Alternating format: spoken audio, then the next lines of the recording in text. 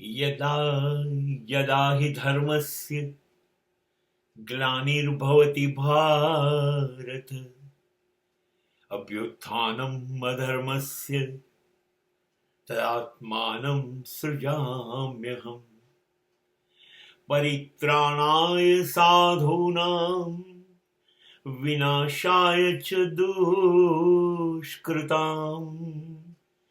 धर्म संस्थापनार्थाय संभवामि युगे युगे. પાંડવો તરફથી કૌરવો સાથે યુદ્ધ ન થાય માટે સંધિકાર તરીકે કૃષ્ણ કૌરવ સભામાં જાય છે અને કૌરવો એમને અપમાનિત કરે છે, એમની વાત માનતા નથી.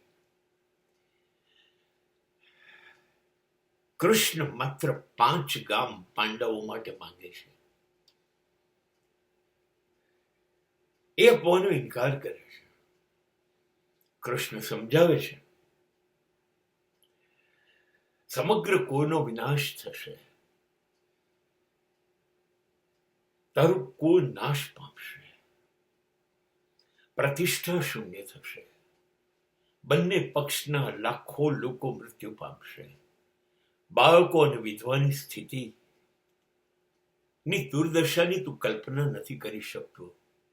હે દુર્યોધન, હે પિતામહ, હે દ્રોણાચાર્ય, હે વશિષ્ઠ, હે શ્રેષ્ઠીઓની આ સભા, દુર્યોધનની આ જીદને વશ ના થાઓ. મને ભારતનો વિનાશ દેખાઈ રહ્યો છે. કોઈ સાંભળતું નથી. યુદ્ધ નિશ્ચિત થાય છે. કુરુક્ષેત્રના મેદાનમાં પાંડવોની અને કૌરવોની અક્ષહિણી સેના ભેગી થાય છે. યુદ્ધ શરૂ થાય છે. એ પહેલા યુદ્ધ શરૂ થવાના શંખનાદ થાય છે. કૌરવો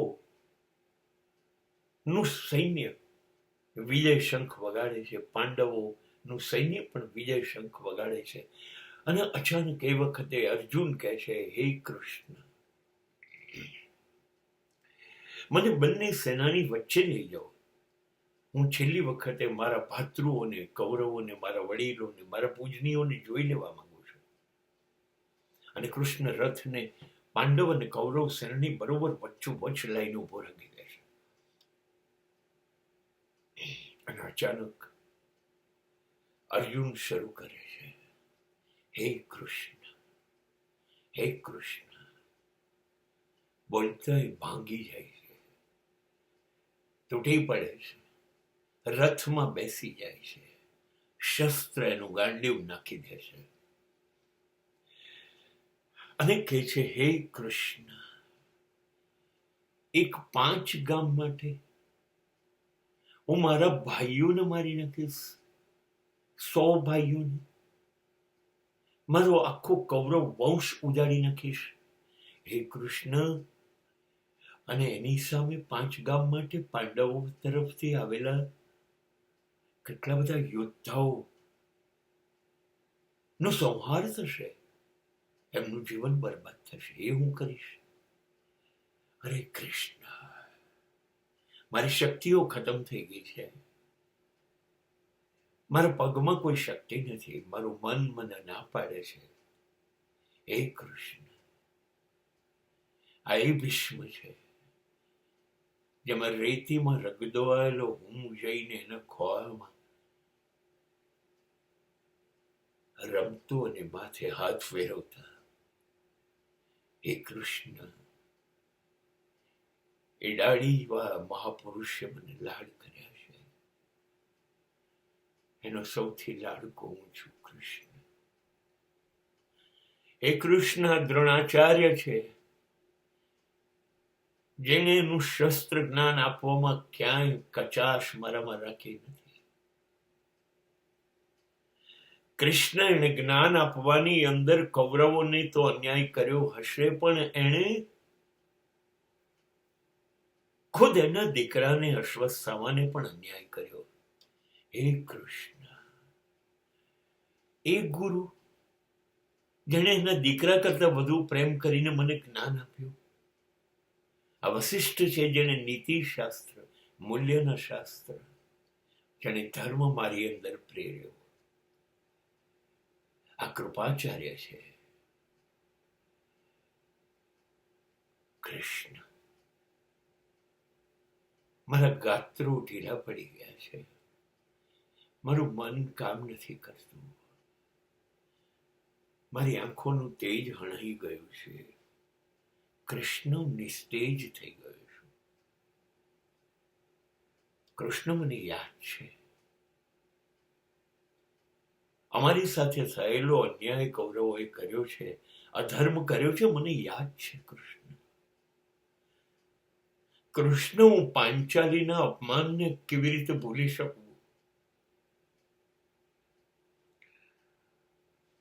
કૃષ્ણ, અમના અધર્મએ મારા ધર્મનો નાશ કર્યો છે, બધું સાચું, પણ કૃષ્ણ, હું કેવી રીતે ભીષ્મ સામે લડીશ? હું કેવી રીતે દ્રોણાચાર્ય સામે લડીશ? કૃષ્ણ, મારાથી આ બરબાદી નહીં થઈ શકે.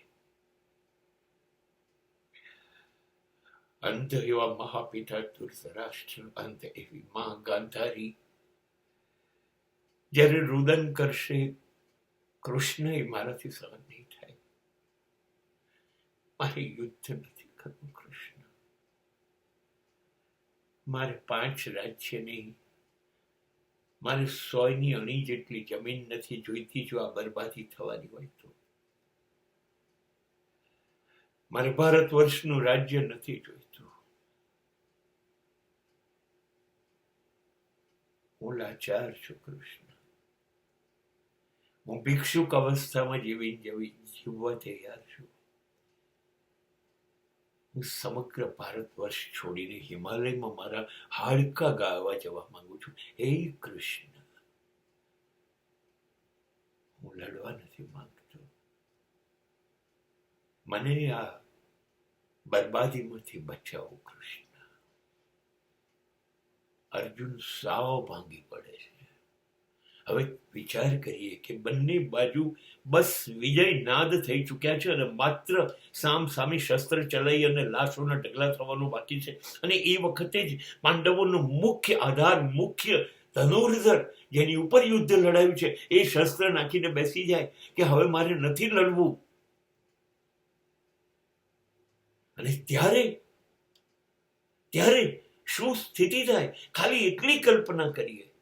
અને એ સ્થિતિમાંથી અર્જુનને ઉભો કરી અને કૌરવ સેનાને પરાજય આપવા માટે કૃષ્ણએ જે કહ્યું, કૃષ્ણએ અર્જુનને જે તૈયાર કર્યો, એ આ વિશ્વનું શ્રેષ્ઠ શિક્ષણ છે, ગીતા દ્વારા અપાય.